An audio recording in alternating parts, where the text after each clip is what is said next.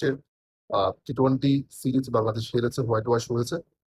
বাংলাদেশ দলের total performance নিয়ে কিন্তু পোস্টমর্টম রিপোর্ট তৈরি হবে, ময়নাতদন্ত হবে, সবকিছু হবে। হয়তোবা কিছু প্লেয়ার আবারও দল থেকে এক্সিট হয়ে যাবেন, কিছু প্লেয়ার আবারও এন্ট্রি হবে। আসলে আমাদের পারফর্মের কোনো প্যারামিটার নেই। আমরা আসলে আমাদের আমাদের দলে বিবেচনা করা হয় খারাপ খারাপ করার প্যারামিটার দিয়ে। লাইক আমি খারাপ করেছি, আমি বাদ পড়েছি, আমার জায়গায় আরেকজন এন্ট্রি করলো, উনি খারাপ করেছে, আবার আগে যে বাদ পড়া খেলোয়াড় তিনি আবার এন্ট্রি করলেন। আজকে কিন্তু এই বিষয়গুলো কিন্তু প্রত্যেকটা যারা বিশ্লেষক আছেন তারা আসলে এমনটাই বলছেন। আমাদের দলে চান্স পাওয়ার প্যারামিটারটা হচ্ছে কে কম খারাপ করছে। এটা হচ্ছে আমাদের আসলে দলের ঢুকার মেইন প্যারামিটার। আসলে একটা জিনিস যেটা বলতে চাই, মেইন পয়েন্ট, সেটা হচ্ছে দিন শেষে আসলে আমরা যত প্ল্যান করি, যত পরিকল্পনা করি, এন্ড অফ দ্য ডে আপনাকে পারফর্ম করতে হবে।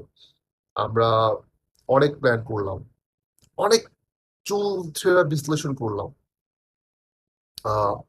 অফ সাইডের বল লেগ সাইডে যায়, লেগ সাইডে গুগলি কেন হয়, এ বল কেন হয় না, ওরকম কেন হয় না, কেন অফ স্টিকের বল লেগ স্টিকে খেলতে হবে, লেগ স্টিকের বল কেন লেগে না খেলে আমি সোজা ব্যাট খেললাম, অনেক প্রশ্ন থাকতে পারে। বাট দিন শেষে আপনি অফ স্টিকের বল লেগ স্টিকে খেলবেন নাকি লেগ স্টিকের বল অফ স্টিকে খেলবেন, ইটস আপ টু ইউ।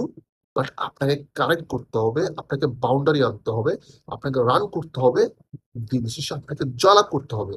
আপনি কি বাউন্স বল কি কাভার ড্রাইভ খেলবেন নাকি পিছনে খেলবেন, ইটস আপ টু ইউ। কিন্তু আপনাকে খেলতে হবে, রান করতে হবে। এটাই হচ্ছে আধুনিক ক্রিকেটের মেইন কথা।